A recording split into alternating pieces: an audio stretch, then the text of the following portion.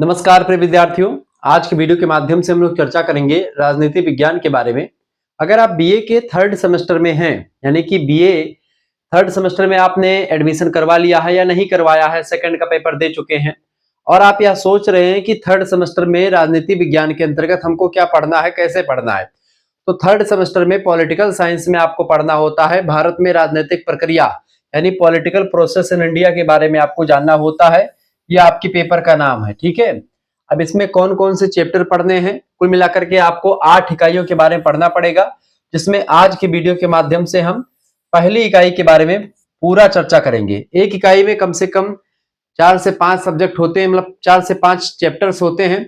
उन सभी को एक ही वीडियो के माध्यम से चर्चा करेंगे। साथ ही साथ में इसमें महत्वपूर्ण प्रश्न होंगे, एमसीक्यूज टाइप भी और लिखित टाइप, लास्ट में हम इनको भी लगाएंगे, ठीक है। तो कैसे भी प्रश्न आपकी परीक्षा में आएंगे, किसी भी विश्वविद्यालय से आप हैं, सब कुछ आपको बारीकी के साथ समझ में आएगा और सारी चीजें आपको बेटर कंटेंट के रूप में दिखाई पड़ेंगी। पॉलिटिकल साइंस के थर्ड सेमेस्टर में पहला चैप्टर या पहली यूनिट का संपूर्ण अध्ययन आज की वीडियो के माध्यम से होने वाला है। 2027, 28, 29 सभी की परीक्षाओं के लिए बहुत ही महत्वपूर्ण है। राम मनोहर लोहिया अवध विश्वविद्यालय, वीर बहादुर सिंह पूर्वांचल, महात्मा गांधी काशी विद्यापीठ, जननायक चंद्रशेखर बलिया विश्वविद्यालय, एमजे पैरू बरेली, रोहेलखंड, मां Shakumbhari Saharanpur, Raja Mahendra Pratap Singh state university Siddharth university, Kapilvastu, मां पाटेश्वरी बलरामपुर विश्वविद्यालय, मां विंध्यवासिनी मिर्जापुर विश्वविद्यालय, ठीक है, छत्रपति साहू जी महाराज कानपुर विश्वविद्यालय, चौधरी चरण सिंह मेरठ विश्वविद्यालय, महाराजा सुहेल देव आजमगढ़ विश्वविद्यालय, जननायक चंद्रशेखर बलिया विश्वविद्यालय, प्रोफेसर रज्जू भैया स्टेट यूनिवर्सिटी, महात्मा गांधी काशी विद्यापीठ, इसके अलावा और तमाम बुंदेलखंड यूनिवर्सिटी, झांसी डॉक्टर भीमराव अंबेडकर, आगरा विश्वविद्यालय, लखनऊ विश्वविद्यालय से लेकर के किसी भी विश्वविद्यालय में, दीनदयाल उपाध्याय गोरखपुर विश्वविद्यालय हो या आपका कोई भी विश्वविद्यालय हो, सभी विश्वविद्यालयों में यही सिलेबस फॉलो होता है। तो पॉलिटिकल प्रोसेस इन इंडिया किसी भी सेमेस्टर में आपको पढ़ना है तो आप इस वीडियो को अंत तक जरूर देखिएगा, क्योंकि आज की वीडियो के माध्यम से भारत में लोकतंत्रीकरण की प्रक्रिया से रिलेटेड सारा पूरा कंटेंट देखेंगे और यूनिट नंबर 1 में क्या पढ़ना है पूरी जानकारी आपको देने का प्रयास करेंगे। हाय दोस्तों, मैं शिवम शुक्ला आप सभी दोस्तों का हार्दिक स्वागत करता हूं आपके अपने YouTube channel Shukla study point में। अब हम चर्चा करने वाले हैं दोस्तों इकाई संख्या 1 के बारे में और उसके सभी चैप्टर्स को हमने नोट्स के रूप में तैयार कर लिया है। ये आपको नोट्स भी मिल जाएगा, किसी प्रकार की कोई दिक्कत आपको नहीं होगी।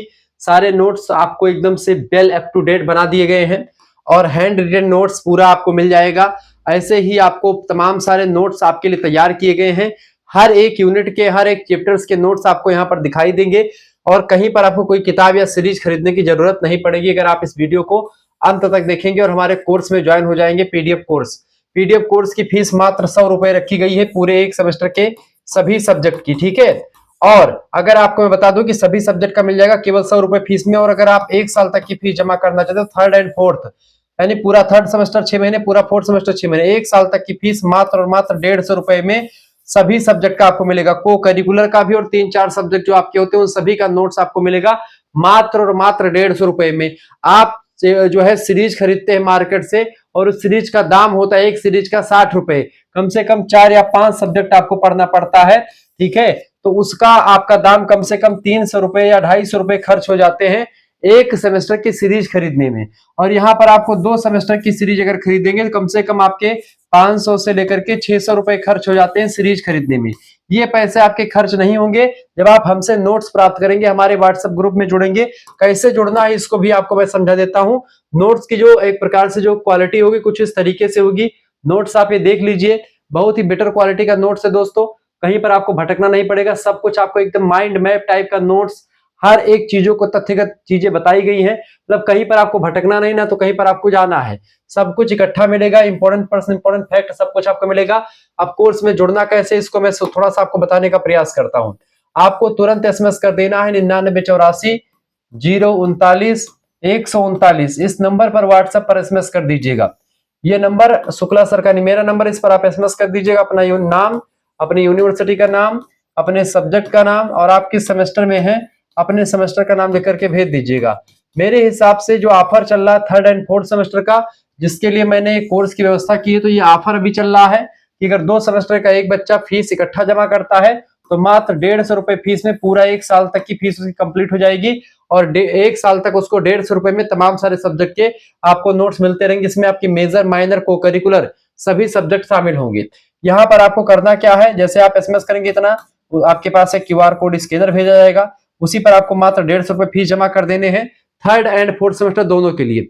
अगर कोई बच्चा चाहता है गुरुजी हम केवल थर्ड सेमेस्टर की फीस जमा करेंगे, तो उसकी फीस 100 रुपए है। तो 100 रुपए में एक सेमेस्टर की फीस हमारी रखी गई बहुत दिन पहले से ही, लेकिन ऑफर एक चला दिया गया ताकि कुछ बच्चे जो हमसे इकट्ठा पढ़ना चाहते हैं, लंबे समय तक पढ़ना चाहते हैं, तो जैसे 2 सेमेस्टर का इकट्ठा फीस जमा करेंगे तो 150 रुपए में आपका पूरा थर्ड सेमेस्टर पढ़ाया जाएगा, फिर उसके थर्ड के पेपर के बाद में फोर्थ सेमेस्टर वाले ग्रुप में जोड़ा जाएगा। तो ये मेरे हिसाब से ऑफर वाले में 50 रुपए की आपकी बचत होती है, आप जुड़ सकते हैं।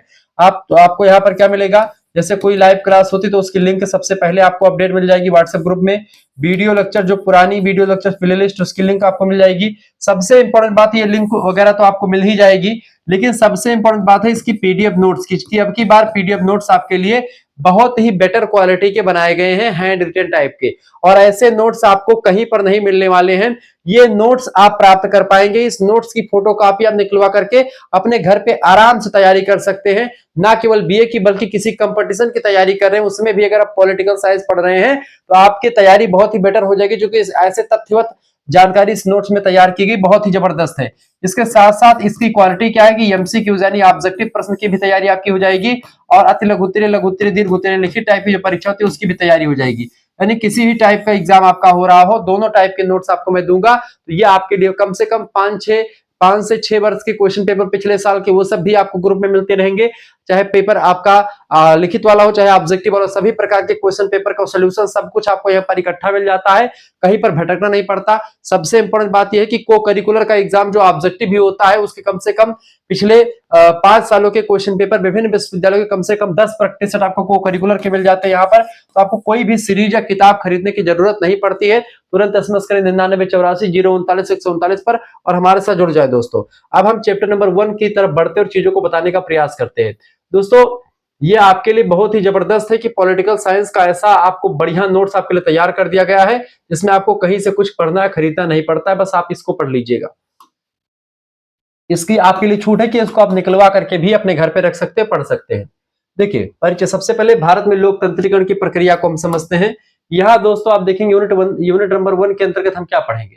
देखिए भारत में लोकतंत्र एक सतत, जटिल और बहुआयामी प्रक्रिया रही है। यह केवल राजनीतिक संस्थाओं की स्थापना तक सीमित नहीं है, बल्कि सामाजिक, आर्थिक और राजनीतिक आयामों में फैला हुआ है। यह एक व्यापक परिवर्तन है। स्वतंत्रता के बाद भारत में लोकतांत्रिक आदर्शों को अपनाते हुए अपनी राजनीतिक व्यवस्था को समय समय पर बदलती चुनौतियों और आवश्यकताओं के अनुसार विकसित किया गया है। यानी बेसिकली स्वतंत्रता प्राप्ति के बाद भारत में लोकतंत्र की जो प्रक्रिया है उसकी शुरुआत कैसे होती है, इस यूनिट के अंतर्गत बेसिकली हमको यही पढ़नी है। ठीक है, अब इस यूनिट के अंतर्गत हम पढ़ेंगे क्या क्या, इस तमाम सारे चैप्टर्स इस यूनिट के अंतर्गत है। पहला है उपनिवेश, मतलब कि उपनिवेशवाद के बाद, यानी कि स्वतंत्रता के बाद उपनिवेश, मतलब कि जैसे भारत उपनिवेश था, किसका उपनिवेश था? ब्रिटेन का। ब्रिटेन के लोगों ने हम पर कब्जा कर रखा था, वहां की कंपनी थी ब्रिटिश ईस्ट इंडिया कंपनी, उसका आधिपत्य था यहाँ पर।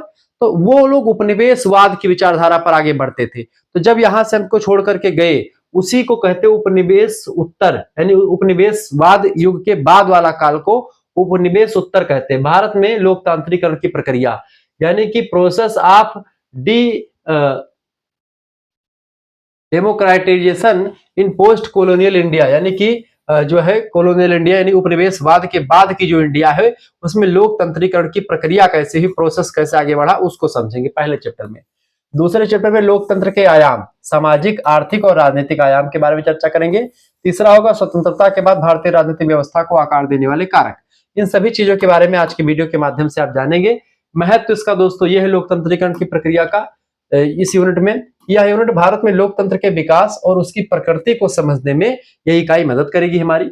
साथ ही साथ में यह बताती है कि भारत में लोकतंत्र केवल चुनाव तक सीमित नहीं है, बल्कि सामाजिक न्याय दिलवाने के लिए, आर्थिक समानता दिलवाने के लिए और पॉलिटिकल जो भागीदारी है उससे जुड़ा हुआ है। यह यूनिट भारतीय राजनीतिक प्रणाली के निर्माण और उसके सतत परिवर्तन को समझने के लिए आधार प्रदान करती है। इस यूनिट से अध्ययन करने के बाद में आप लोकतंत्रीकरण की प्रक्रिया को ऐतिहासिक संदर्भ में समझेंगे, कैसे कैसे विकास हुआ है। कोई भी प्रक्रिया इकट्ठे नहीं आ जाती है, कोई भी चीज इकट्ठा नहीं डेवलप हो पाता है, उसके पीछे एक प्रोसेस होता है। तो उसी प्रोसेस को समझेंगे कि लोकतंत्र भारत में कैसे आया, लोकतंत्र है क्या, जनता का, जनता के द्वारा जनता पर किया गया शासन ही लोकतंत्र होता है। अमेरिका के एक राष्ट्रपति थे अब्राहम लिंकन साहब, उन्होंने इस बात को कहा था। ठीक है, लोकतंत्र के सामाजिक, आर्थिक और राजनीतिक आयामों को पहचान सकेंगे आप। स्वतंत्रता के बाद भारतीय राजनीतिक व्यवस्था को प्रभावित करने वाले जो कारक हैं, उन कारकों के बारे में आप जान पाएंगे। ठीक है, मुख्य अवधारणाएं जो इस यूनिट के अंतर्गत आपको देखने को मिलेगी। लोकतंत्रीकरण क्या होता है, राजनीतिक संस्थाएं, समावेशन, विकेंद्रीकरण, चुनौतियां और बाधाएं, संवैधानिक विकास, धर्मनिरपेक्षता, संघवाद, राजनीतिक सहभागिता, सामाजिक न्याय, आर्थिक विकास, इन सभी चीजों के बारे में आप समझेंगे स्वतंत्रता प्राप्ति के बाद में कैसे कैसे कैसे क्या हुआ। अब सबसे पहले चैप्टर की तरफ हम बढ़ते हैं और सबसे पहला जो आपको तैयार करना है, लिखना है, हेडिंग डालिएगा सभी लोग, लोकतंत्रीकरण की अवधारणा, कॉन्सेप्ट ऑफ डेमोक्रेटाइजेशन, यानी कि लोकतंत्रीकरण की अवधारणा। अवधारणा दोस्तों, किसी भी टॉपिक की अवधारणा को समझने से पहले उसके अर्थ और परिभाषा को जानना बहुत जरूरी होता है। अवधारणा यानी कॉन्सेप्ट का मतलब ही होता है किसी चीज का अर्थ और उसकी परिभाषा। ठीक है, तो concept is equal to meaning and definitions.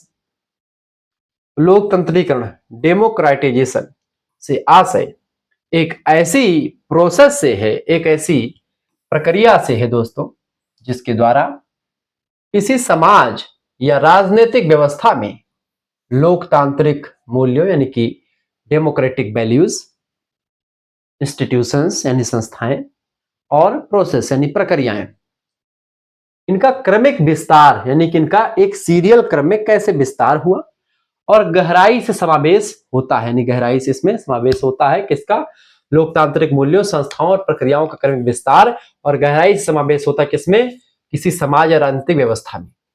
ठीक है, किसके द्वारा, एक लोकतंत्रीकरण की प्रक्रिया के द्वारा।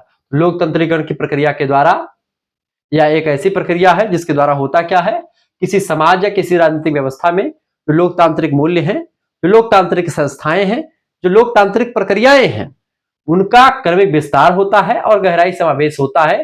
ठीक है, ये चीजें इसमें होती है। यह केवल शासन परिवर्तन नहीं बल्कि समाज के विभिन्न क्षेत्रों में लोकतांत्रिक मूल्यों का प्रचार प्रसार होता है। कौन, लोकतंत्रीकरण की प्रक्रिया की अवधारणा को अगर समझे तो। इसको लेकर के विद्वानों में कई सारे विचार सामने आते हैं, जिनमें 3 विद्वानों को मैंने छांट करके आपके समक्ष रखे हैं, उनको आप समझने का प्रयास करेंगे। पहले विद्वान का नाम है दोस्तों सैमुअल पी हंटिंगटन साहब, बड़े अच्छे विद्वान माने जाते हैं। भाई साहब कहते हैं ये कि लोकतंत्रीकरण एक ऐसी प्रक्रिया है जिसमें किसी पॉलिटिकल सिस्टम में यानी किसी राजनीतिक व्यवस्था में संस्थागतकरण और भागीदारी, पार्टिसिपेशन का विस्तार होता है। संस्थागतकरण और भागीदारी का क्या होता है, विस्तार होता है किसी राजनीतिक व्यवस्था में। ठीक है, एक ऐसी प्रक्रिया होती है लोकतंत्रीकरण। लोकतंत्रीकरण ऐसी प्रक्रिया है जिस प्रक्रिया में होता क्या है कि किसी राजनीतिक व्यवस्था में संस्थागतकरण और भागीदारी का विस्तार होता है तथा शासकों की मनमानी और अनिश्चितता घटती है। यानी कोई शासक इसमें अपनी मनमानी नहीं कर सकता। जैसे कि कोई भी देश का मुखिया है, कोई भी शासक है, तो अपनी मनमानी नहीं कर पाएगा इस प्रक्रिया के अगर शामिल हो गई तो, और अनिश्चितता जो उसकी होती है वो घट जाती है। इस तरीके से ये परिभाषा दी सैमुअल पी हंटिंगटन ने। दूसरे विद्वान आते हैं लैरी डायमंड।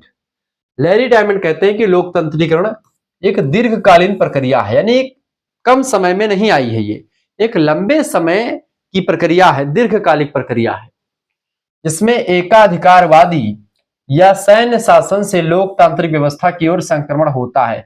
क्योंकि एकाधिकारवादी शासन जो होता है खत्म किया जाता है इस प्रक्रिया के द्वारा, सैन्य शासन से लोकतांत्रिक व्यवस्था की ओर संक्रमण होता है। क्योंकि इससे पहले जब लोकतंत्र नहीं था तो उसमें एकाधिकारवाद था, मतलब कि जिसकी लाठी उसकी भैंस टाइप का, यानी राजा ही सब कुछ था। ठीक है, ऐसी चीजें थी। लेकिन वहां से लोकतांत्रिक व्यवस्था, जनता को सर्वोपरि रखना, उस तरफ संक्रमण हुआ है, जिसमें स्वतंत्र और निष्पक्ष चुनाव होता है, नागरिकों को स्वतंत्रताएं प्राप्त होती हैं और कानून का शासन शामिल होता है। ठीक है, ये होता है लोकतंत्रीकरण की प्रक्रिया।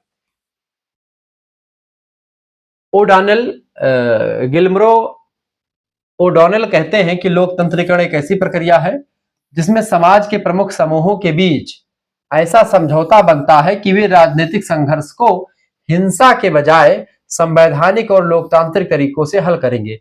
कोई राजनीतिक संघर्ष होगा तो उसको हिंसा के बजाय वो संवैधानिक और लोकतांत्रिक तरीकों से उस समस्या का समाधान करेंगे, ऐसा कहा ओडोनेल ने। इस तरीके से आपने चीजों को समझा। अब हम आगे बढ़ते हैं, लोकतंत्रीकरण की जो मुख्य विशेषताएं हैं उन पर फोकस करते हैं।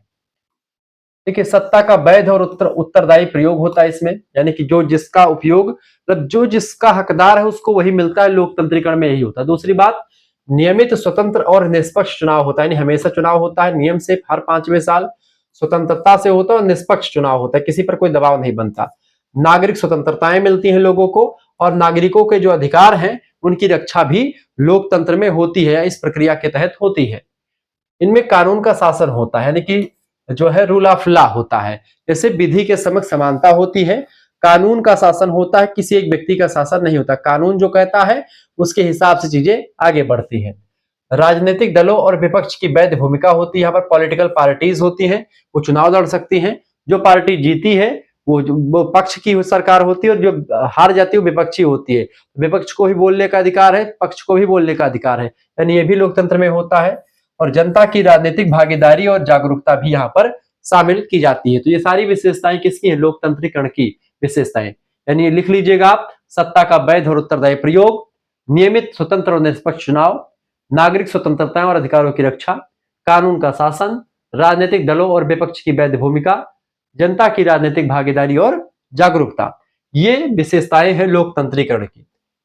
हेडिंग डालेंगे दूसरा, भारत में लोकतंत्रीकरण की प्रकृति, यानी कि नेचर ऑफ डिसेंट्रलाइजेशन, डिसेंट्रलाइजेशन बोल रहा हूं, डेमोक्रेटाइजेशन। ठीक है, भारत में लोकतंत्रीकरण एक सतत, जटिल और बहुआयामी प्रक्रिया रही है। भारत में चूंकि कई आयाम रहे हैं, इस वजह से बहुआयामी। यह प्रक्रिया स्वतंत्रता के बाद से आज तक सामाजिक, आर्थिक और राजनीतिक परिवर्तनों के साथ आगे बढ़ी है। भारत में लोकतंत्रीकरण केवल राजनीतिक संस्थाओं तक सीमित नहीं रहा है, बल्कि इनसे सामाजिक न्याय भी मिला है, समानता, मानवाधिकार और विकास के लक्ष्यों को भी समाहित किया गया है। यानी लोकतंत्रीकरण भारत में केवल पॉलिटिकली ही जो है चीजें सम्मिलित नहीं है, बल्कि उस सामाजिक तौर पर समानता को देखते हुए, मानवाधिकार को भी शामिल करते हुए, और विकास के जो गोल्स हैं यानी लक्ष्य हैं उन पर भी ध्यान दिया गया है। ठीक है, थोड़ा सा और आगे बढ़ेंगे तो भारत में लोकतंत्रीकरण की प्रक्रिया को प्रभावित करने वाले जो कुछ कारक हैं उसमें आप देखेंगे, आगे चल करके हम चीजों को और समझेंगे, लेकिन थोड़ा सा समझिए। भारतीय संविधान जो है भारत में लोकतंत्रीकरण को प्रभावित करता है, क्योंकि भारत में अगर लोकतंत्र को कोई दिक्कत आती है तो भारतीय संविधान जो है उसका विरोध करता है। भारतीय संविधान जो है कहता है कि भारत एक लोकतांत्रिक देश है। सार्वभौमिक वयस्क मताधिकार, ठीक है, यानी कि वयस्क मताधिकार है, सभी व्यक्ति जो है वोट डालने का अधिकार सबको है। बहुदलीय व्यवस्था, भारत में कई सारी पार्टीज है, भाजपा, कांग्रेस, सपा, बसपा, तमाम प्रकार की पार्टीज है। स्वतंत्र और निष्पक्ष चुनाव होता है, और सामाजिक आंदोलन भी समय समय पर होते रहे हैं। तो कहीं ना कहीं पे ये सब ऐसे कारक है या संकेत देते हैं कि भारत में लोकतंत्र है। ठीक है, लोकतंत्रीकरण की विशेषताओं को थोड़ा सा और विस्तार से अगर समझने का प्रयास करेंगे, लिखेंगे लोकतंत्रीकरण की विशेषताएं। यह एक सतत और दीर्घकालिक प्रक्रिया है, लंबी प्रक्रिया है लोकतंत्रीकरण की प्रक्रिया, कोई एक दिन की घटने वाली प्रक्रिया नहीं। दूसरी बात, इसमें राजनीतिक शक्ति का विकेंद्रीकरण होता है। विकेंद्रीकरण का मतलब होता है कि सत्ता जो होती किसी एक व्यक्ति के हाथ में ना रह करके सत्ता कई लोगों के हाथों में बढ़ जाती है लोकतंत्र में। तीसरी विशेषता यह है कि यह जन सहभागिता यानी जनता का सहयोग, समानता और स्वतंत्रता को बढ़ावा देती है। कौन? लोकतंत्र की प्रक्रिया। इसके अलावा लोकतंत्रीकरण में कानून का शासन होता है और मानवाधिकारों की सुरक्षा पर बल दिया जाता है। ये सारी चीजें आप लिख दीजिएगा। इसके अलावा यह केवल राजनीतिक क्षेत्र तक सीमित नहीं है, बल्कि सामाजिक, आर्थिक और सांस्कृतिक क्षेत्रों में भी लोकतंत्रीकरण की प्रक्रिया फैली हुई है। इसके अलावा लोकतंत्रीकरण का अंतिम लक्ष्य क्या होता है? उत्तरदायी, पारदर्शी और न्यायपूर्ण शासन। यानी कि अगर आप कोई काम करता है सरकार को जो है उत्तर देना पड़ेगा कि आपने कोई काम किया तो क्यों काम किया। जनता सवाल पूछेगी और कहेगी कि सिंहासन खाली करो कि जनता आती है, तो उत्तरदायी शासन होगा। पारदर्शी, जो भी करोगे उसको बताओ कि भाई इसका ये फायदा होगा। जैसे नितिन गडकरी इस समय जो है इथेनॉल को लेकर के आते तो आए मंच पर बोलते कि भाई इथेनॉल सही है कि गलत है, उस पर बताएंगे जानकारी। ठीक है, पारदर्शी, अभी मैंने रिसर्च नहीं किया है इस बारे में कि क्या ये गलत है कि सही है। न्यायपूर्ण शासन, ठीक है, तो ये तीनों चीजें जो होती हैं इसका लक्ष्य है लोकतंत्रीकरण की प्रक्रिया का। ये विशेषताओं में लिख सकते हैं इसको। आगे, अब लोकतंत्रीकरण के तत्व, एलिमेंट्स ऑफ डेमोक्रेटाइजेशन, इसको आप थोड़ा सा नोट डाउन कर लीजिएगा। सबसे पहली बात है कि लोकतंत्रीकरण में कुछ तत्व होते हैं जो कि इसमें जो है उसमें मिल करके तब लोकतंत्रीकरण बनता। पहला होता है भागीदारी, पार्टिसिपेशन, नागरिकों की शासन प्रक्रिया में सक्रिय भागीदारी सुनिश्चित करना। यह दिखाता है कि भारत में लोकतंत्र है, किसी भी देश में लोकतंत्र है। पहला तत्व ये होता है। दूसरा तत्व है स्वतंत्रता, लिबर्टी, यानी विचार, अभिव्यक्ति, संगठन, प्रेस और धर्म की स्वतंत्रता देना, यह भी लोकतंत्रीकरण की प्रक्रिया का एक तत्व है। तीसरा तत्व होता है समानता। अगर समानता भी दिखती है, इसका मतलब है लोकतंत्र है। सभी नागरिकों को समान अधिकार और समान अवसर प्रदान करना भी लोकतंत्रीकरण की प्रक्रिया का मुख्य तत्व में शामिल होता। चौथा तत्व है उत्तरदायित्व का, यानी शासन करने वाले लोगों का जनता के प्रति जवाबदेह होना। यानी कि जैसे कोई भी जो शासन कर रहे लोग हैं, चाहे सांसद हो, विधायक हो, या कोई मुख्यमंत्री, प्रधानमंत्री हो, या कोई भी क्षेत्र के मंत्री हो, उनको अगर उसने कोई काम गलत किया है या सही किया तो उसका जवाब देना पड़ेगा। जनता अगर पूछ रही है तो उसका जवाब देना पड़ेगा। पांचवी बात है पारदर्शिता। शासन की कार्यप्रणाली में खुलापन और जानकारी की उपलब्धता जो होती है, ये पारदर्शिता दिखाती है, और ये भी एक तत्व है लोकतंत्रीकरण के। ठीक है। और छठा तत्व होता है न्याय। छह तत्व होते हैं आपके सभी के लिए, सामाजिक, आर्थिक और राजनीतिक न्याय सुनिश्चित करना। ये सब लोकतंत्र के जो है तत्व होते हैं। कौन कौन से? भागीदारी, पार्टिसिपेशन, स्वतंत्रता यानी लिबर्टी, समानता यानी इक्वलिटी, उत्तरदायित्व यानी कि अकाउंटेबिलिटी, और पारदर्शिता यानी ट्रांसपेरेंसी, और न्याय मतलब जस्टिस। ये 6 तत्व जो मिलकर के लोकतंत्रीकरण के प्रक्रिया को बनाते हैं। ठीक है। अगर किसी भी देश में, किसी भी शासन व्यवस्था में भागीदारी, स्वतंत्रता, समानता, उत्तरदायित्व, पारदर्शिता और न्याय ऐसे मूल्य काम करते हैं, ऐसे तत्व काम करते हैं, इसका मतलब है कि वो लोकतंत्रीकरण का ही एक प्रकार से हो रहा है काम। अब आगे बढ़े। अब भारत में लोकतंत्रीकरण को प्रोत्साहित करने वाले कारक, यानी भारत में लोकतंत्र क्यों आया, इसको प्रोत्साहित करने वाले जो प्रमुख कारक है कौन कौन से हैं? देखिए, सबसे पहले बात है भारत में चुनाव, न्यायपालिका, स्वतंत्र प्रेस, सामाजिक समाज, नागरिक समाज, शिक्षा और संविधान, ये सब जो है लोकतंत्रीकरण की प्रक्रिया को प्रभावित करने वाले कारक है। सबसे पहला भारतीय संविधान, तो इसकी जो मूल भावना है भारतीय संविधान की वो लोकतांत्रिक है, तो पहली बात तो यही क्लियर हो गई, ये कारक। दूसरी बात, सार्वभौमिक वयस्क मताधिकार की व्यवस्था भारतीय संविधान में है, तो भारत में है, तो इसलिए लोकतंत्रीकरण को प्रोत्साहित मिला इससे। स्वतंत्र और निष्पक्ष चुनाव की परंपरा रही है, मजबूत न्यायपालिका और कानून का शासन रहा है। ठीक है। स्वतंत्र प्रेस और सक्रिय नागरिक समाज की भूमिका रही है। साथ ही साथ में शिक्षा का प्रसार और जन जागरूकता में वृद्धि, ये सारे के सारे जो है प्रमुख कारक हैं जो कि प्रोत्साहित करते हैं भारत में लोकतंत्र को या लोकतंत्रीकरण की प्रक्रिया को। ठीक है। तो लोकतंत्रीकरण केवल एक राजनीतिक परिवर्तन नहीं है, सबसे इंपॉर्टेंट बात, बल्कि यह समाज के हर स्तर पर व्याप्त एक व्यापक और गहन परिवर्तन होता है जो लोगों के जीवन को बेहतर बनाने की दिशा में एक कार्य करता है। ठीक है। लोकतंत्रीकरण की प्रक्रिया के द्वारा लोगों का जीवन बेहतर होता है। ठीक है। आगे देखेंगे।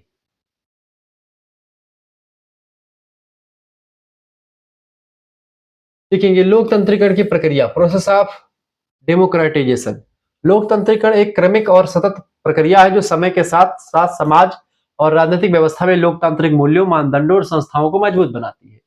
यह केवल चुनाव कराने तक सीमित नहीं है, बल्कि यह नागरिकों की भागीदारी, अधिकारों की सुरक्षा, उत्तरदायित्व, पारदर्शिता और न्याय की स्थापना तक फैली हुई है, जो कि इसके तत्व में भी शामिल है। भारत में आजादी के बाद लोकतंत्रीकरण की प्रक्रिया को संवैधानिक प्रावधानों, सामाजिक आंदोलनों, राजनीतिक दलों, न्यायपालिका, मीडिया और नागरिक समाज के सहयोग से आगे बढ़ाया गया है। ये जरूरी बात है कि लोकतंत्रीकरण जो है उसकी प्रक्रिया के कितने चरण हैं जो कि उसको एक प्रकार से भारत में आगे बढ़ाते हैं। पहला, विकास कैसे हुआ, लोकतंत्रीकरण की प्रक्रिया भारत में कैसे डेवलप हुई, धीरे धीरे करके कैसे विकास हुआ इसका, इस पर भी नजर डालते हैं। देखिए, पहली बात है संवैधानिक आधार की स्थापना। 1950 से 1960 ईस्वी का जो समय काल है, इसमें संविधान हमारा लागू हुआ था। बस शुरुआती 10 सालों में क्या हुआ लोकतंत्रीकरण को लेकर के इसको समझते हैं। संविधान लागू होने के बाद सार्वभौमिक वयस्क मताधिकार, मौलिक अधिकार, स्वतंत्र न्यायपालिका जैसी व्यवस्थाओं की स्थापना की गई, जिससे जो है लोकतंत्रीकरण को एक बढ़िया आधार तैयार मिल गया। क्योंकि सबसे पहली बात है, अगर किसी भी देश की जनता को वोट डालने का अधिकार है तो यानी कि बहुत बड़ी बात हो चुकी है। मौलिक अधिकार उनको मिल गए हैं, न्यायपालिका उनके लिए है, किसी भी मामले को वो जा सकते हैं लेकर के। दूसरी बात है राजनीतिक लोकतंत्रीकरण। अब ये शुरू होता 1960 से 1980, 20 सालों में ये पॉलिटिकल डेमोक्रेटाइजेशन का एरिया रहा। नियमित चुनाव हो रहे थे, बहुदलीय प्रणाली थी, हर एक पार्टी के चुनाव लड़ रही थी, विपक्ष की भूमिका भी सामने आ रही थी, संसद और विधानमंडलों की सक्रियता में वृद्धि हुई। ये दूसरा चरण रहा जिसमें लोकतंत्र आगे बढ़ा। फिर लोकतंत्रीकरण की प्रक्रिया भारत में तीसरे दौर में आती है और तीसरा दौर आता है सामाजिक लोकतंत्रीकरण का, 1980 से 1990 का समय। इसमें समाज में जो व्याप्त बुराइयां थी उनको खत्म करने का प्रयास किया गया, चाहे अन्य पिछड़ा वर्ग को लेकर के तमाम प्रकार के आयोग बनाने की बात हो या अन्य चीजों। शिक्षा का प्रचार प्रसार किया गया, सामाजिक न्याय आंदोलन हुए, दलित पिछड़ा अधिकारों की मांग उठी, महिला आंदोलनों ने सामाजिक लोकतंत्रीकरण को मजबूत किया, महिला सशक्तिकरण को लेकर के भी यहाँ पर काम किए गए। फिर आता चौथा दौर और संस्थागत लोकतंत्रीकरण आता है, 1990 से लेकर के 2000 ईस्वी तक का समय आता है दोस्तों। और इन दोनों समयों के बीच में 1990 से 2000 ये जो इरा रहा 10 साल का, इसमें 73वां और 74वां संविधान संशोधन किया गया। आगे चल करके आप पढ़ेंगे मानवाधिकार आयोग, सूचना का अधिकार अधिनियम जैसे कदमों ने संस्थागत लोकतंत्रीकरण को बढ़ावा दिया। और ऐसे में क्या हुआ कि ग्राम पंचायत, क्षेत्र पंचायत, जिला पंचायत और इन सभी का गठन किया गया। ऐसे में हर एक जनता के आसपास के इलाकों में ग्राम प्रधान, ब्लॉक प्रमुख, जिला पंचायत के अध्यक्ष, इन सभी की व्यवस्था होने लगी। ठीक है, तो इससे भी लोकतंत्रीकरण की प्रक्रिया को एक आधार मिला और आगे बढ़ी। अब आगे बढ़ने वाली प्रक्रिया 5वीं नंबर की समावेशी लोकतंत्रीकरण की प्रक्रिया आई, जिसमें 2000 से लेकर के 2010 तक का समय। इसमें क्या हुआ कि वंचित समूहों की राजनीतिक भागीदारी आई सामने, आरक्षण की नीतियां बनी, महिला सशक्तिकरण को लेकर के तमाम सारे कानून बनाए गए, क्षेत्रीय दल का भी उदय हुआ, यानी इसमें छोटे छोटे पॉलिटिकल पार्टीज अन्य राज्यों में, अलग अलग राज्यों में उदय होना प्रारंभ हो चुकी थी। फिर इसके बाद में हुआ दोस्तों कुछ ऐसा, छठा समय आता है 2010 से लेकर के अब तक का समय। मजबूत और परिपक्व लोकतंत्र अब दिखाई पड़ता है, डिजिटल पारदर्शिता आई। अगर कोई भी कानून आता तो उसको आप डिजिटली पढ़ सकते, गूगल पर पढ़ सकते हैं, कोई भी चीज को अच्छे तरीके से समझ सकते हैं। ई गवर्नेंस यानी कि इंटरनेट के माध्यम से, सोशल मीडिया की भूमिका और जागरूक नागरिक समाज।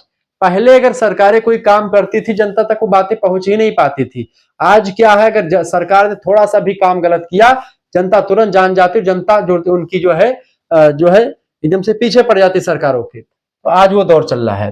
तो नागरिक समाज के कारण लोकतंत्र अधिक सशक्त और सहभागी बना हुआ है आज के युग में। आज हर जगह प्रोटेस्ट, हर एक चीज के लिए प्रोटेस्ट कर सकते हैं आप। पहले लोग जान ही नहीं पाते थे कि कितना प्रोटेस्ट ही करें। जनता पहले कहाँ रहती थी इकट्ठा, अब लोग जो है सोशल मीडिया के माध्यम से सारी जनता एकत्रित हो सकती है और तमाम प्रकार के आंदोलन कर सकती है। लगातार तमाम आंदोलन हो ही रहे। सोशल मीडिया का ही दौर है कि भाई आज क्या नाम है, एक पार्टी क्या नाम है उसका, सीजेपी पार्टी, ठीक है, काकरोच जनता पार्टी, वो सामने आई। क्यों आई? क्योंकि जो है कहीं ना कहीं पे जो भी हो तो सब चीजें चल रही थी। तो लोकतंत्रीकरण को प्रभावित करने वाले जो कारक हैं उनमें बहुत सारे कारक यहाँ पर रखे गए हैं। पहली बात तो सामाजिक कारक, शिक्षा का प्रसार, सामाजिक समानता, जाति, लिंग और धर्म के आधार पर भेदभाव में कमी। पहला ये जो चीजें होती लोकतंत्रीकरण को प्रभावित करने वाले पहला कारक है। दूसरा है आर्थिक कारक, आर्थिक विकास, गरीबी में कमी, रोजगार के अवसरों की वृद्धि। चौथा का तीसरा होता है राजनीतिक कारक, राजनीतिक स्थिरता, लोकतांत्रिक संस्थाओं की मजबूती, राजनीतिक दलों की सक्रियता। ये सब प्रभावित करते हैं। ये सब ऐसे कारक है जो प्रभावित करते हैं लोकतंत्रीकरण की प्रक्रिया को। कानूनी कारक, संविधान में लोकतांत्रिक प्रावधान है, मानवाधिकारों की कानूनी सुरक्षा, ये सब भी प्रभावित करते हैं लोकतंत्रीकरण की प्रक्रिया को। सांस्कृतिक कारक, लोकतांत्रिक मूल्यों की स्वीकृति, सहिष्णुता और संवाद की परंपरा। ये सारे ऐसे कारक है दोस्तों जो प्रभावित करते हैं लोकतंत्र को, लोकतंत्रीकरण की प्रक्रिया को। नेतृत्व की भूमिका, दूरदर्शी और उत्तरदायी नेतृत्व लोकतंत्रीकरण को गति देता है। ये सब ऐसे चीजें हैं जो कि लोकतंत्रीकरण की प्रक्रिया को प्रभावित करते हैं। लोकतंत्रीकरण का महत्व यह है दोस्तों कि यह जनता को शासन में भागीदारी का अवसर देता है लोकतंत्र। इसके अलावा इससे शासन अधिक उत्तरदायी, पारदर्शी और न्यायपूर्ण बनता है। यह सामाजिक समानता, स्वतंत्रता और बंधुता को बढ़ावा देता है लोकतंत्र। राष्ट्रीय एकता, शांति, स्थिरता को मजबूत करता है लोकतंत्र। इसके साथ साथ नागरिकों के अधिकारों की रक्षा और मानव गरिमा की स्थापना करता है कौन? लोकतंत्र। ठीक है, ये बात आप ध्यान रखेंगे। आइए आगे थोड़ा समझने का प्रयास करते हैं दोस्तों। लोकतंत्रीकरण की प्रक्रिया को प्रभावित करने वाले कुछ आंतरिक कारक हैं, उनको भी समझते हैं। जैसे संवैधानिक प्रावधान, भारतीय संविधान में मौलिक अधिकार हो गए, नीति निर्देशक तत्व, मौलिक अधिकार अनुच्छेद 12 से लेकर के 35 तक दिए गए भाग 3 में, नीति निर्देशक तत्व भाग 4 में दिए गए 36 से लेकर के 51 तक अनुच्छेद, संघीय ढांचा, स्वतंत्र न्यायपालिका, ये सब लोकतंत्र की मजबूती के आधार हैं। वे सब प्रभावित करते हैं, आंतरिक कारक है जो लोकतंत्र को मजबूत करते हैं। ठीक है। दूसरी बात, राजनीतिक दल और बहुदलीय व्यवस्था। क्योंकि बहुदलीय प्रणाली ने सत्ता के विकेंद्रीकरण और राजनीतिक प्रतिस्पर्धा को बढ़ावा दिया है। एक पार्टी कुछ गलत करती तो दूसरी पार्टी उसको सही करने के लिए अगले 5 साल में आ जाती है। ठीक है। यानी पार्टियों को डर बना रहता है कि अगर हम कुछ गलत करेंगे तो तुरंत दूसरी पार्टी आ जाएगी, इसीलिए एक प्रकार से चीजें सामने आती रहती हैं। तो कहीं ना कहीं पे लोकतंत्रीकरण की प्रक्रिया को प्रभावित करने वाले जो कारक है ये बहुत ही जबरदस्त है। ठीक है। तीसरा है स्वतंत्र और निष्पक्ष चुनाव होता है। नियमित चुनावों ने जनता को सरकार बदलने का अधिकार दिया है, लोकतंत्र को जड़ें प्रदान करी। तो लोकतंत्र कहीं ना कहीं पे इससे भी मजबूत होता है क्योंकि स्वतंत्र और निष्पक्ष चुनाव होता है भारत में।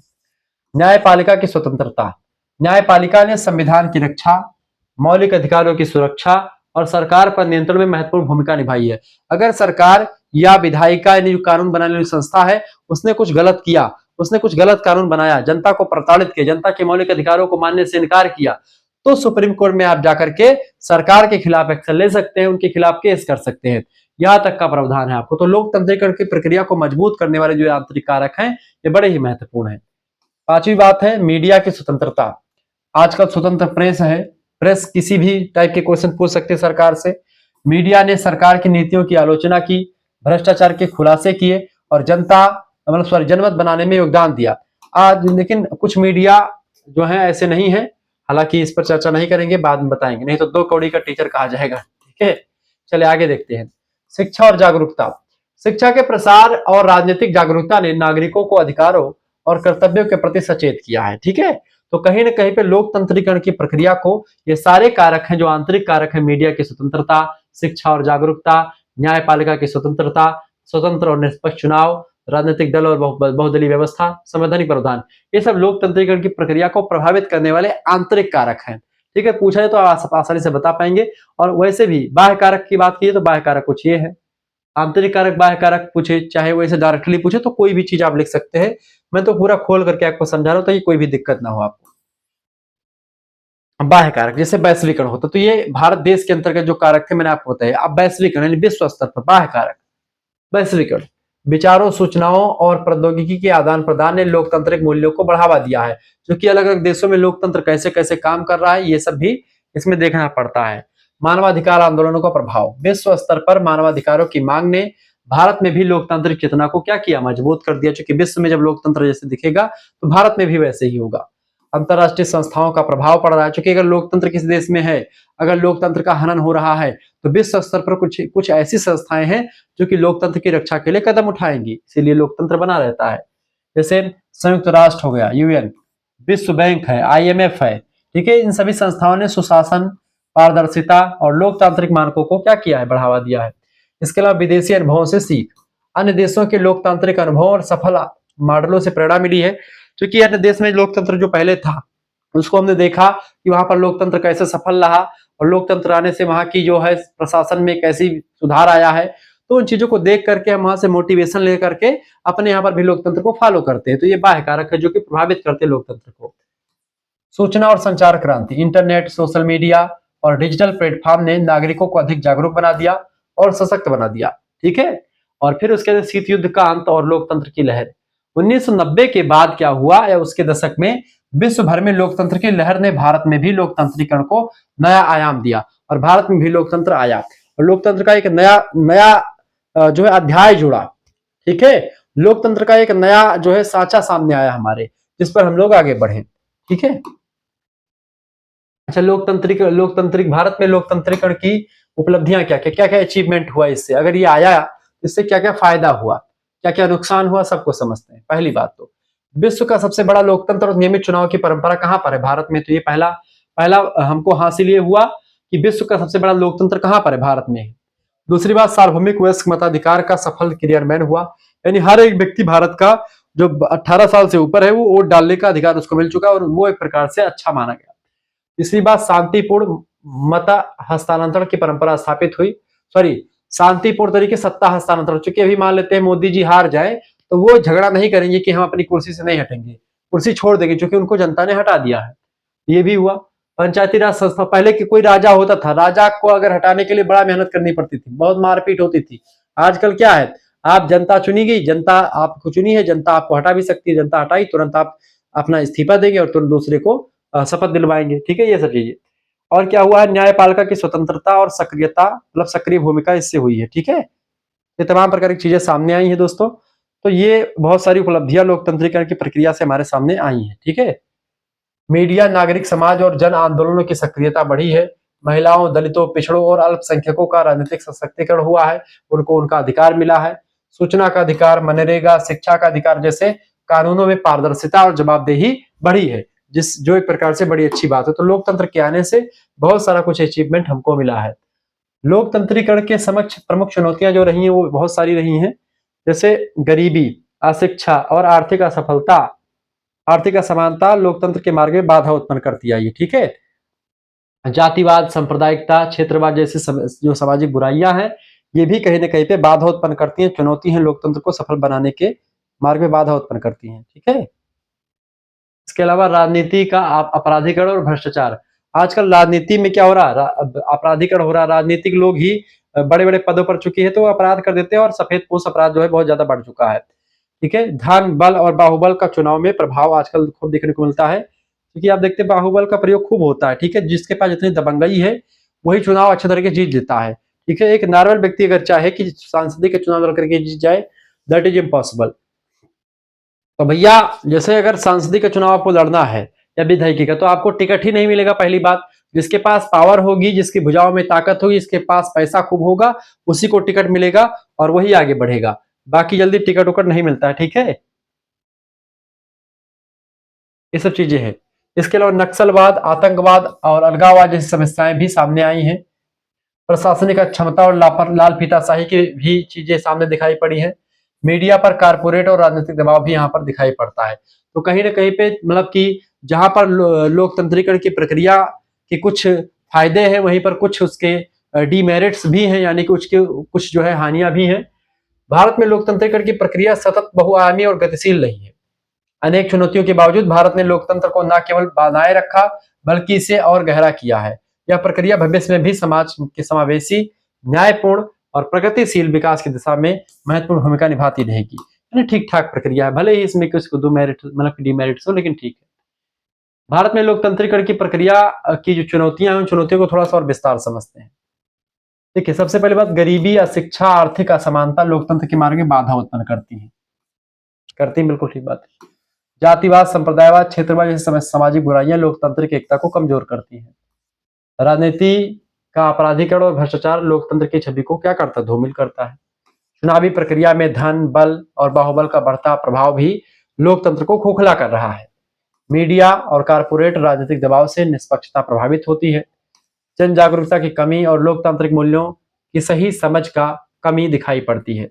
संस्थाओं की कमजोरी और लाल फीताशाही लोकतांत्रिक प्रक्रिया में बाधा उत्पन्न करती है। ये सारी चीज चुनौतियां हैं जो मार्ग में बाधा उत्पन्न करती हैं। अगर लोकतंत्र को सफल बनाना है, इन सभी चुनौतियों का सामना हमको करना पड़ेगा। अच्छा, इस लोकतंत्र की चुनौतियां, इनका सामना कैसे किया जाए, इसको लेकर के भी हमने तैयार किया नोट्स। अब हम चर्चा करेंगे कि आखिरकार लोकतंत्रीकरण को सुदृढ़ करने के क्या उपाय हो सकते हैं। गरीबी कैसे हटाएं या लोकतंत्र को कैसे अच्छे बनाएं। देखिए, सबसे पहली बात, शिक्षा का प्रचार करें और लोकतांत्रिक मूल्यों का विकास करवाएं। दूसरी बात, गरीबी और असमानता को कम करने के लिए आर्थिक विकास, इकोनॉमिक डेवलपमेंट को लेकर के तमाम सारी नीतियां बनाएं और उसको क्रियान्वयन करें, लागू करें। चुनावी सुधार करें, पारदर्शिता चुनाव में हो, निष्पक्षता हो और खर्च पर नियंत्रण करें, सरकारी खर्चा कम करें। राजनीति का अपराध मुक्तिकरण और सशक्त कानून बनाएं। राजनीति लोग जो है अपराध बिल्कुल भी ना करें, या ऐसा कि राजनीति के द्वारा अपराध ना हो। ठीक है, मीडिया की स्वतंत्रता और जिम्मेदारी सुनिश्चित की जाए कि मीडिया जो है किसी के हाथ बिकेगी नहीं। मीडिया अपना काम निष्पक्षता के साथ करेगी। इसके अलावा न्यायपालिका की स्वतंत्रता और त्वरित न्याय, यानी कोई भी न्याय का मामला हो ज्यादा लंबित ना हो, ज्यादा लंबे समय तक उसको डिले ना किया जाए, तुरंत न्याय मिल जाए। न्यायपालिका की स्वतंत्रता और त्वरित न्याय जो है, ये एक प्रकार से ऐसी चुनौतियों से सामना करने में मदद करेगा। लोकतंत्रीकरण की प्रक्रिया में जो बाधा उत्पन्न करने वाले तत्व है उनमें संवैधानिक संस्थाओं को मजबूत और उत्तरदायी बनाना और नागरिकों में जागरूकता, सहभागिता और जिम्मेदारी की भावना को बढ़ाना, ये सब ऐसे काम है जिसको कर देंगे, लोकतंत्रीकरण की प्रक्रिया में जो चुनौतियां आती हैं, जो बाधाएं आती हैं, उन बाधाओं का सामना हो जाएगा। अच्छा, नागरिकों की क्या भूमिका होती है लोकतंत्रीकरण की प्रक्रिया में। पहली बात है, अपने अधिकारों और कर्तव्यों के प्रति सजग रहें कि हमारा अधिकार क्या है और हमारा कर्तव्य क्या है देश के प्रति। इसके बारे में जानना चाहिए। मतदान करना और सही प्रतिनिधि का चुनाव करना ये भी जनता को पता होना चाहिए। कानून का पालन करना और सामाजिक सद्भाव बनाए रखना ये जनता के कर्तव्य होते हैं। नागरिकों की भूमिका होती है किसी देश में लोकतंत्र को बनाए रखने के लिए। जनहित के मुद्दों पर आवाज उठाना और भागीदारी करना ये भी। भ्रष्टाचार, अन्याय और भेदभाव के खिलाफ खड़ा होना ये सब जो होते हैं नागरिकों की भूमिका होती है लोकतंत्रीकरण की प्रक्रिया में। लोकतांत्रिक मूल्य जैसे सहिष्णुता, संवाद, सम्मान को बढ़ावा दिया जाए, ये सब चीजें हम जो है नागरिकों की भूमिका होती है लोकतंत्र को आगे बढ़ाने में। लोकतंत्रीकरण का महत्व क्या है? इसका महत्व है कि लोकतंत्रीकरण केवल शासन प्रणाली का परिवर्तन नहीं है, बल्कि यह एक सतत प्रक्रिया है, एक सस्टेनेबल प्रोसेस है जो समाज के हर वर्ग को समान अवसर देता है, समान न्याय, स्वतंत्रता, गरिमा प्रदान करती है। यह सामाजिक एकता, आर्थिक विकास, राजनीतिक स्थिरता और राष्ट्रीय एकता को सुदृढ़ बनाता है। लोकतंत्रीकरण ही सच्चे अर्थों में जनता के द्वारा और जनता के लिए शासन की स्थापना करता है, जो कि अब्राहम लिंकन साहब का कथन भी रहा है। ठीक है, ये सब चीजें हैं। अच्छा, लोकतंत्र के आयाम को अगर समझे तो सामाजिक आयाम जैसे जाति, धर्म, भाषा के आधार पर समानता, ये आपका होता है सामाजिक आयाम। जैसे सभी नागरिकों को समान अधिकार दिया जाए, ये सामाजिक आयाम है लोकतंत्र का। दूसरा है आर्थिक आयाम, संसाधनों का न्यायपूर्ण वितरण और विकास, जैसे रोजगार, शिक्षा, स्वास्थ्य की उपलब्धता, ये आपका होता है आर्थिक आयाम लोकतंत्र का। और तीसरा होता है आपका राजनीतिक आयाम, जनता की भागीदारी और सत्ता में हिस्सेदारी, जैसे स्वतंत्र चुनाव हो, प्रतिनिधित्व हो स्वतंत्र, और अभिव्यक्ति की पूर्ण स्वतंत्रता हो, ये सब चीजें राजनीतिक आयाम में शामिल होते हैं। अब लोकतंत्रीकरण और पश्चिमीकरण की अगर बात की दोस्तों, तो इसमें हम डिफरेंस देखते हैं, लोकतंत्रीकरण और पश्चिमीकरण में क्या अंतर होता है। ये भी प्रश्न, मतलब कि ये भी चैप्टर आपके अंतर्गत ही है, इसी चैप्टर में शामिल होता है, मतलब कि इसी यूनिट में आपको पश्चिमीकरण और लोकतंत्रीकरण में एक प्रकार से डिफरेंस भी प्रश्न परीक्षा में पूछा जाएगा, तो इसको भी देख लेते हैं। ठीक है, तो कोई दिक्कत की बात नहीं, सारे चैप्टर्स को यानी हर एक यूनिट, यानी एक यूनिट के लिए एक वीडियो, ये मैं कोशिश करूंगा कि ऐसे व्यवस्था की जाए। हालांकि मॉडल पेपर देने का भी प्रयास करूंगा, लेकिन अगर यूनिट वाला आपने देख लिया तो बड़ा बेटर हो जाएगा। देखिए, लोकतंत्रीकरण और पश्चिमीकरण में अंतर यह है, पहला देखिए अर्थ के आधार पर। देखिए, लोकतंत्रीकरण जो होता है जनता के द्वारा, जनता के लिए और जनता का शासन होता है, जबकि पश्चिमीकरण देशों की संस्थाओं, मूल्यों और जीवन शैली को अपनाता है। ठीक है, इसके क्षेत्र में भी डिफरेंस है, यह राजनीतिक, सामाजिक और आर्थिक सभी क्षेत्रों में होता है कौन? लोकतंत्रीकरण। जबकि पश्चिमीकरण जो होता है दोस्तों, यह सांस्कृतिक और संस्थागत क्षेत्रों तक ही सीमित होता है। दूसरा, लोकतंत्रीकरण जो होता है ये जनता की स्वतंत्रता, समानता, न्याय और भागीदारी को बढ़ाता है, इसका उद्देश्य। जबकि पश्चिमीकरण का उद्देश्य क्या है? पश्चिमी मानकों, तकनीकी और संस्कृति को अपनाना और दूसरे देशों को बताना। इसकी प्रकृति में भी अंतर है, लोकतंत्रीकरण की प्रकृति जो है स्वदेशी परिस्थितियों के अनुसार विकसित होती है, जबकि पश्चिमीकरण की प्रकृति बाहरी प्रभाव है, जो विदेशी संस्कृति से प्रेरित है, जो हम लोग अपनाते हैं। परिणाम यह है कि जनता का सशक्तिकरण और समावेशी समाज का निर्माण होता है लोकतंत्रीकरण की प्रक्रिया के द्वारा, जबकि पश्चिमीकरण की प्रक्रिया के द्वारा कभी कभी सांस्कृतिक संघर्ष भी होता है और मूल्य संकट भी उत्पन्न हो जाता है कि भाई कोई संस्कृति उसको अपनाए कि ना अपनाए, ऐसे भी संकट सामने आते हैं पश्चिमीकरण को लेकर के। पश्चिमीकरण मतलब पश्चिम के देशों में जो कल्चर है उसको अपनाना, वो पश्चिमीकरण है। और लोकतंत्रीकरण का मतलब होता है कि भाई न्याय, स्वतंत्रता, समानता और ये सब चीजें आना। ठीक है, भारत में लोकतंत्रीकरण को प्रभावित करने वाले सांस्कृतिक कारकों की अगर बात की तो ये भी सामने आए हैं, प्रश्न आपसे पूछा जाता रहता है। विविधता में एकता, भारत की बहुभाषी, बहुधार्मिक और बहुसांस्कृतिक संरचना लोकतंत्र को समृद्ध बनाती है। पहली बात तो ये प्रभावित करता है, सांस्कृतिक कारक है जो लोकतंत्रीकरण को प्रभावित करते हैं भारत में। सहिष्णुता और सहअस्तित्व, विभिन्न धर्मों, जातियों और संस्कृतियों के प्रति सहिष्णुता लोकतांत्रिक मूल्यों को बढ़ावा देती है। ठीक है, इसके अलावा परिवार और समुदाय की भावना, ये भी भारत में लोकतंत्रीकरण की प्रक्रिया को प्रभावित करने वाले जो सांस्कृतिक कारक है उनमें शामिल है। भारतीय समाज में परिवार और समुदाय की भूमिका लोकतांत्रिक भागीदारी और सहयोग की भावना को मजबूत करती है। इसके अलावा धार्मिक और नैतिक मूल्य, सत्य, अहिंसा, दया, समता जैसे मूल्यों का प्रभाव लोकतांत्रिक आचरण को प्रेरित करता है। लोक परंपराएं और लोक संस्कृति, लोकगीत, लोक नाटक, त्योहार और परंपराओं के माध्यम से जन जागरूकता और सहभागिता बढ़ती है, जो कि सांस्कृतिक कारक के रूप में सामने है। लोक जनता, शिक्षा और जागरूकता का प्रसार, शिक्षा के प्रसार से लोगों में लोकतांत्रिक चेतना और अधिकारों के प्रति जागरूकता बढ़ी है। ये सब कैसे कारक है? सांस्कृतिक कारक है। तो ये प्रश्न अगर आपसे पूछेगा तो आप आराम से बता पाएंगे कि भारत में लोकतंत्रीकरण की प्रक्रिया को प्रभावित करने वाले सांस्कृतिक कारकों की विवेचना कीजिए, ऐसे प्रश्न पूछेगा।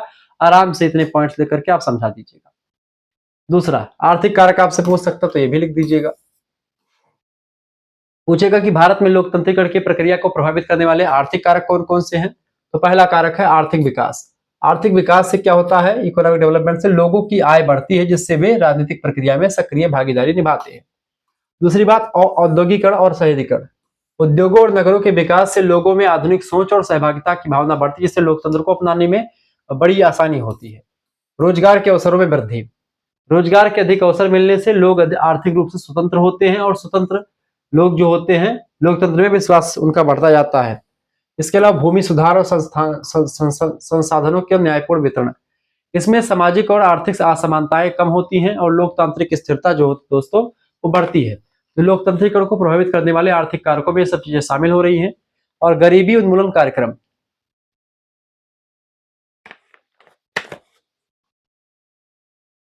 गरीबी उन्मूलन कार्यक्रम, गरीबी हटाने के कार्यक्रमों से कमजोर वर्गों को राजनीतिक प्रक्रिया में शामिल होने का अवसर मिलता है। ये भी एक बढ़िया कारक है। इसके अलावा आर्थिक असमानता में कमी आती है, तो ये भी प्रभावित करता है। जब समाज में आर्थिक असमानता कम होती है तब लोकतांत्रिक मूल्यों को मजबूत आधार मिलता है, लोकतंत्र काफी अच्छा हो जाता है। ठीक है, तो ये चीजें आप समझ चुके हैं। आगे बढ़ते हैं, अब चीजों को समझने का प्रयास करते हैं। तो लोकतंत्र के आयाम, राजनीतिक आयाम की अगर बात की जाए थोड़ा सा देखिए, लोकतंत्र का राजनीतिक आयाम सत्ता के संगठन, शासन की प्रक्रिया, नागरिकों की भागीदारी और राजनीतिक अधिकारों की सुरक्षा से संबंधित है। यह बताता है कि सत्ता किस प्रकार प्राप्त, प्रयुक्त और नियंत्रित की जाती है। लोकतंत्र के जो आयाम है, राजनीतिक आयाम, यही सिखाता है।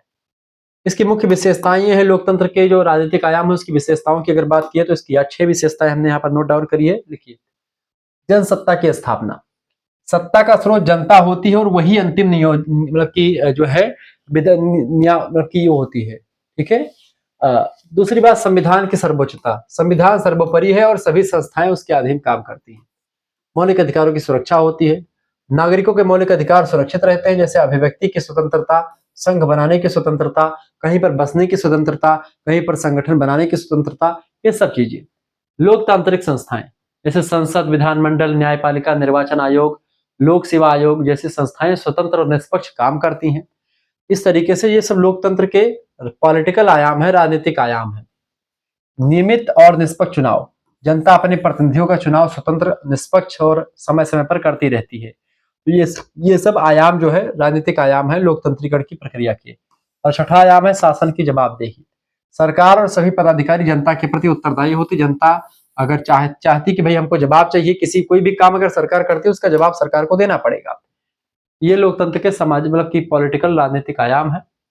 भारत में लोकतंत्र के राजनीतिक आयाम का जो विकास हुआ, पहला प्रारंभिक काल में 1950 से 1967 तक का काल है, जिसमें संविधान की स्थापना, लोकतांत्रिक संस्थाओं का निर्माण हुआ। एक दलीय प्रभुत्व का दौर रहा, जिसमें कांग्रेस अपने पूर्ण जो है दौर में रही। फिर क्या हुआ, 1967 से 1989 का युग आता कांग्रेस का प्रभुत्व काल। बहुदलीय राजनीति का उदय हुआ, क्षेत्रीय दलों का उभार आया, लोकतंत्र का विस्तार हुआ, लेकिन अभी भी कांग्रेस का प्रभुत्व ही रहा। गठबंधन का युग आया, जिसमें एक पार्टी की सरकार नहीं बल्कि कई पार्टियां मिलकर के सरकार बनाती थी। 1989 से 2014 गठबंधन सरकारों का दौर। संसद में स्वस्थ बहस और विपक्ष की भूमिका भी यहाँ पर मजबूत थी। यानी कोई भी काम अगर सरकारें करती थी उसको बढ़िया तरीके से संसद में जवाब देना पड़ता था और विपक्ष जो है एकदम से कूद करके छाती पर चढ़ लेता था पक्ष की। तो ऐसे में ये बढ़िया चीज होती है। विपक्ष अगर मजबूत है तो लोकतंत्र बहुत जबरदस्त चलेगा। अगर विपक्ष ही ढीला पड़ गया, राहुल गांधी जैसे हो गया, तो फिर मामला गड़बड़ हो जाता है। ठीक है। वर्तमान काल 2014 के बाद से डिजिटल लोकतंत्र आया, पारदर्शिता और बढ़ी, ई गवर्नेंस हुई और जन भागीदारी को बढ़ावा मिला। यहाँ पर ये सब चीजें जो है इसका राजनीतिक आयाम का जो है विकास इस तरीके से हुआ। राजनीतिक आयाम को सुदृढ़ करने के जो उपाय हैं दोस्तों, कुछ इस तरीके से आप कर सकते हैं। स्वतंत्र और निष्पक्ष चुनाव आयोग की भूमिका को और सशक्त बनाना। राजनीतिक दलों में आंतरिक लोकतंत्र को बढ़ावा दिया जाए। राजनीति में अपराध और धन बल के प्रभाव को समाप्त किया जाए, ताकि कोई व्यक्ति जो है रुपया देके वोट ना खरीद ले। जनता को जागरूक और राजनीतिक भागीदारी बढ़ाई जाए। न्यायपालिका की स्वतंत्रता और त्वरित न्याय की सुनिश्चित की जाए और सूचना का अधिकार और पारदर्शिता को सशक्त बनाया जाए। ये सब चीजें हैं इसमें। ठीक है। तो राजनीतिक आयाम के बिना लोकतंत्र अधूरा है। यदि सत्ता पर नियंत्रण ना हो, संस्थाएं स्वतंत्र ना हो और नागरिकों के अधिकार सुरक्षित ना हो तो लोकतंत्र केवल नाम मात्र का लोकतंत्र रह जाएगा। इसीलिए लोकतंत्र के लिए राजनीतिक आयाम बहुत जरूरी होता है लोकतंत्र के। ठीक है, रीढ़ की हड्डी का काम करता है। लोकतंत्र के समक्ष कई सारी चुनौतियां थी जो मैंने आपको इससे पहले मैं चर्चा कर चुका हूं। ठीक है, ये सब चीजें थोड़ा सा और विस्तार से यहाँ पर मैंने लिख रखा है, लेकिन फिर से इसको समझ ही लीजिए। देखिए, पहली जो चुनौती है लोकतंत्र को लागू करने में, वो चुनौती कौन सी है दोस्तों? पहली चुनौती है वो यही है कि गरीबी, अशिक्षा और आर्थिक असमानता। गरीबी और शिक्षा के कारण से नागरिक अपने अधिकारों और कर्तव्यों के प्रति जागरूक नहीं हो पाते, जिससे लोकतंत्र की जड़ों में कमजोरी मिलती है और लोकतंत्र कमजोर हो जाता है। दूसरी बात, जातिवाद, संप्रदायवाद और क्षेत्रवाद, ये सामाजिक बुराइयां हैं, लोगों को बांटने वाली चीजें हैं, और राजनीतिक लाभ के लिए इनका उपयोग लोकतंत्र के विकास में गंभीर चुनौती है सामने। क्योंकि जातिवाद अपनी जाति को आगे बढ़ाता है, संप्रदायवाद अपने अपने संप्रदाय को, और क्षेत्रवाद अपने क्षेत्र को, दूसरे क्षेत्र को दबाने की कोशिश करता है। इसीलिए गड़बड़ चीज है, ये देश को खंडित करने का काम ये करते हैं। राजनीतिक भ्रष्टाचार,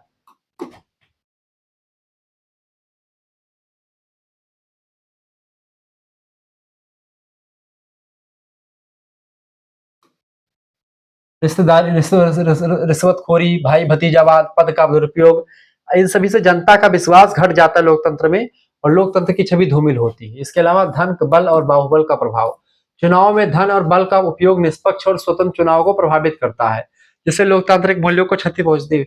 भले ही जनता का शासन वगैरह है, लेकिन टिकट जब एक ही व्यक्ति को मिलना है, जनता क्या ही कर लेगी। ठीक है। जागरूकता का अभाव, कई नागरिक अपने अधिकारों और लोकतांत्रिक प्रक्रियाओं से परिचित नहीं होते, जिससे उनकी सक्रिय भागीदारी कम हो जाती है। मीडिया की भूमिका, मीडिया कभी कभी पक्षपातपूर्ण या सनसनीखेज खबरें दिखा करके जनमत को प्रभावित करता है, जो लोकतंत्र के लिए खुली चुनौती है। ठीक है। इस तरीके से चीजें जो है, ये सब ऐसे चीजें हैं जो चुनौती देती हैं। ठीक है। जनसंख्या और विकास का असंतुलन, बढ़ती जनसंख्या और संसाधनों की कमी से विकास की गति धीमी होती है और असमानता लगातार बढ़ती है, जो लोकतंत्र के लिए बाधा उत्पन्न करती है। ये सारी बाधाएं हैं दोस्तों। इसके बाद में लोकतंत्र की आलोचनाएं भी कुछ हैं, जैसे क्या क्या? निर्णय लेने में विलंब होता है, लोकतंत्र में विचार विमर्श और सहमति की प्रक्रिया लंबी होती है। ऐसे में किसी भी मुद्दे पर निर्णय लेने जो है कठिन हो जाता है, लंबी प्रक्रिया में होता है, जिससे जल्दी निर्णय नहीं हो पाता। अयोग्य लोगों का चुनाव, अनेक बार अशिक्षित और अयोग्य लोग भी चुनाव जीत जाते हैं, जिससे शासन की गुणवत्ता प्रभावित होती है। इससे कि जनता उनको पसंद करती है, पढ़े लिखे नहीं है तो शासन चलाने के योग्य भी नहीं है, लेकिन चाहे जनता को पैसा देकर के वोट ले लिया, चाहे उनका पॉपुलरिटी ज्यादा थी, तो ऐसे में वो एक प्रकार से वोट ले लेते हैं और जीत जाते हैं। तो ये भी चीज है, अयोग्य व्यक्ति चुन जाते कभी कभी। बहुमत का अत्याचार कभी इसमें होता है, जैसे इस जो है, अगर सरकार विपक्ष सही नहीं तो बहुमत अपने मन से काम करेगा, तानाशाही हो जाएगी। कभी कभी बहुमत अपने हितों के लिए अल्पसंख्यकों के अधिकारों की उपेक्षा कर देता है। अत्यधिक खर्चा, चुनाव और राजनीतिक गतिविधियों पर बहुत अधिक धन जो है खर्च होता है। लोकतंत्र में बहुत चुनाव वगैरह में बहुत पैसे लगते हैं। स्थिरता का भाव, गठबंधन सरकारों और दल बदल की राजनीति से सरकार अस्थिर हो सकती है, जिससे शासन प्रभावित होता है। आजकल जैसे कब कोई पार्टी किसमें निकल जाए, राज्य सरकारों में आप देखते होंगे, हालांकि राज्य सरकारें कब भंग हो जाती है कुछ पता ही नहीं चलता है। इसमें केंद्र सरकार की बड़ी भूमिका होती है। ठीक है। लोकतंत्र की सीमाएं ये है दोस्तों कि इसमें देखें, यह सर्वगुण संपन्न व्यवस्था नहीं है। हर नागरिक की समान भागीदारी व्यवहारिक रूप से संभव नहीं, बस केवल अब भागीदारी किसकी है? जनता वोट देती है सांसदों को, विधायकों को, बस एक 10 लाख पर एक सांसद या एक विधायक ऐसे जाकर के तब जाते तब वोट देते हैं। तो ये सब चीजें हैं। आर्थिक असमानता को समाप्त करने में लोकतंत्र सदैव सफल नहीं हो पाता, कभी कभी केवल सफल होता है, कभी कभी नहीं सफल होता है। बाहरी और आंतरिक संकटों से निपटने में कई बार लोकतंत्र कमजोर पड़ जाता है, और यह निर्भर करता है कि नागरिकों की राजनीतिक संस्कृति और नैतिक मूल्यों पर। इस तरीके से लोकतंत्र केवल सफल ही नहीं बल्कि ये इसके बहुत सारी हानियां भी हैं। लोकतंत्र में अनेक चुनौतियां, आलोचनाएं और सीमाएं होने के बावजूद भी मानव स्वतंत्रता, समानता, न्याय और बंधुत्व की सर्वोत्तम व्यवस्था लोकतंत्र में ही मौजूद है। इससे पहले की जितनी भी राज्य शासन व्यवस्था है वो इतनी बेटर नहीं रही जितनी लोकतंत्र रहा है। इन चुनौतियों का समाधान जागरूक नागरिकता, शिक्षा, नैतिक राजनीति और जवाबदेह शासन के द्वारा ही संभव है। इस तरीके से ये चुनौतियों का सामना करके लोकतंत्र को अपनाना जरूरी होता है, और लोकतंत्र ही सही व्यवस्था है। अब स्वतंत्रता के बाद भारतीय राजनीतिक व्यवस्था के निर्माण की जो प्रक्रिया रही है वो इस तरीके से कुछ रही। 15 अगस्त 1947 को भारत देश आजाद हुआ। स्वतंत्रता के बाद भारत के सामने एक संगठित, लोकतांत्रिक, न्यायपूर्ण और आधुनिक राजनीतिक व्यवस्था के निर्माण की चुनौती सामने आई। इस प्रक्रिया को कई चरणों के माध्यम से समझते हैं। तो कैसे कैसे निर्माण हुआ इसको समझते हैं। सबसे पहले संविधान सभा की बैठक हुई, यहाँ पर आप देख सकते हैं। संविधान सभा में पहली बैठक जो होती है उसके अध्यक्ष थे डॉक्टर सचिदानंद सिन्हा, वरिष्ठता के आधार बनाया गया था। फिर उसके बाद में डॉक्टर राजेंद्र बाबू को बनाया गया था। तो स्वतंत्र भारत की राजनीतिक व्यवस्था के निर्माण के लिए संविधान सभा का गठन किया गया। 9 दिसंबर 1946 को पहली बार इसकी स्थापना मतलब कि इसमें जो है क्या किया गया, इसकी अध्यक्षता हुई और डॉक्टर सच्चिदानंद सिन्हा पहले अध्यक्ष बने वरिष्ठता के आधार पर। उसके 2 दिन के बाद में 11 दिसंबर 1946 को दूसरी बैठक होती है। उसमें जो है दोस्तों फिर जो है राजेंद्र प्रसाद को संविधान सभा के अस्थायी अध्यक्ष के रूप में चुना गया। संविधान सभा में कुल 389 सदस्य थे, 292 प्रांतों से थे, 93 देसी रियासत जो राजा महाराजा थे उनसे थे और 4 मुख्य आयुक्त प्रांतों से थे। ठीक है, ये ब्रिटिश प्रांत थे, ये स्वतंत्र रियासतें थी 93। डॉक्टर भीमराव अंबेडकर को संविधान की जो मसौदा समिति थी, प्रारूप समिति, उसका अध्यक्ष बनाया गया। फिर उसके बाद में क्या हुआ, निर्माण प्रक्रिया जो चली 1946 से 1950, 2 साल 11 महीने 18 दिन में संविधान जो मिलकर के हमारा बना, उसको लेकर बड़ी प्रक्रिया है। ठीक है, बहुत समितियां काम कर रही थी। मसौदा समिति, इसके अध्यक्ष थे ड्राफ्टिंग कमेटी के भीमराव अंबेडकर साहब। मूल अधिकार समिति थी बनी, संघ कार्य समिति, प्रांत संविधान समिति आदि सभी तमाम समितियां थी। एक ही समिति नहीं थी, बहुत सारी और समितियां थी, लेकिन मुख्य समितियों में ये समितियां। संविधान सभा ने देश के विभिन्न वर्गों, विशेषज्ञों और जनता को से सुझाव लिए। 26 नवंबर 1949 को संविधान को अंगीकृत किया गया, एडॉप्ट किया गया और 26 जनवरी 1950 को संविधान लागू हुआ और भारत गणराज्य बन चुका था। फिर इसके बाद में दूसरा अगला हुआ ये दोस्तों कि लोकतांत्रिक संस्थाओं का निर्माण होना शुरू हो गया था लोकतंत्र को सफल बनाने के लिए। जैसे कि विधायिका का निर्माण हुआ, संसद, लोकसभा और राज्यसभा, इसको बोलते विधायिका यानी जो कानून बनाती है। फिर न्याय कार्यपालिका यानी राष्ट्रपति, प्रधानमंत्री और मंत्रिपरिषद कार्यपालिका में आते हैं। न्यायपालिका में सर्वोच्च न्यायालय और उच्च न्यायालय आते हैं। इन सभी का गठन किया गया। चुनाव आयोग, नियंत्रक महालेखा परीक्षक, वित्त आयोग, यह सब स्वतंत्र निकाय स्थापित किए गए जो कि लोकतंत्र को मजबूत करने के लिए काम करते थे। फिर इसके बाद में एकीकरण और पुनर्गठन की प्रक्रिया शुरू हुई। स्वतंत्रता के समय भारत में 562 रियासतें थी। सरदार वल्लभ भाई पटेल और बीपी मेनन के प्रयासों ने से इन रियासतों का भारत संघ में विलय करवाया गया। भाषाई और प्रशासनिक आधार पर राज्यों का पुनर्गठन किया गया 1956 में। बाद में इसमें एक संगठित और मजबूत राजनीतिक ढांचे का निर्माण हुआ जिसमें लोकतंत्र सफल हुआ। अब पांचवा जो पॉइंट है वो है ये राजनीतिक आर्थिक लक्ष्यों का समावेश। संविधान में न्याय, स्वतंत्रता, समानता और बंधुत्व के आदर्शों को अपनाया गया। राज्य के नीति निर्देशक तत्वों में सामाजिक, आर्थिक और राजनीतिक न्याय के लक्ष्यों को शामिल किया गया और नियोजन आयोग 1950 की स्थापना कर आर्थिक विकास की योजना को बनाया गया। दोस्तों कहने का मतलब यह है कि किस तरीके से क्या क्या चीजें हुई, क्या क्या प्रोसेस हुआ। ठीक है, तो इस तरीके से स्वतंत्रता के बाद भारत ने लोकतंत्र, गणराज्य और संघीय व्यवस्था पर आधारित एक आधुनिक राजनीतिक ढांचे का निर्माण किया। यह प्रक्रिया कठिनाइयों से भरी थी, फिर भी भारत ने सफलतापूर्वक विश्व का सबसे बड़ा लोकतंत्र तैयार किया और इस तरीके से भारत देश का संविधान और भारत देश लोकतंत्र के रूप में हमारे सामने आया। फिर क्या हुआ, स्वतंत्रता के बाद भारतीय राजनीतिक व्यवस्था का निर्माण कैसे हुआ। फिर उसके बाद में क्या हुआ कि सार्वभौमिक वयस्क मताधिकार सामने आया। भारत ने स्वतंत्रता के साथ ही सभी वयस्क मताधिकारों मतलब नागरिकों को 18 साल से जो अधिक आयु के थे उनको मताधिकार दिया, वोट डालने का अधिकार दिए गए। चाहे किसी भी धर्म के हो, जाति, लिंग, वर्ग या किसी भी संपत्ति की किसी भी शर्त को पूरा करता हो या नहीं करता हो, लेकिन वो 18 साल से ऊपर है तो वोट डालने का अधिकार उसको दिया गया। ठीक है, और निर्वाचन आयोग की भूमिका। भारत का निर्वाचन आयोग स्थापना 25 जनवरी 1950 को होती है।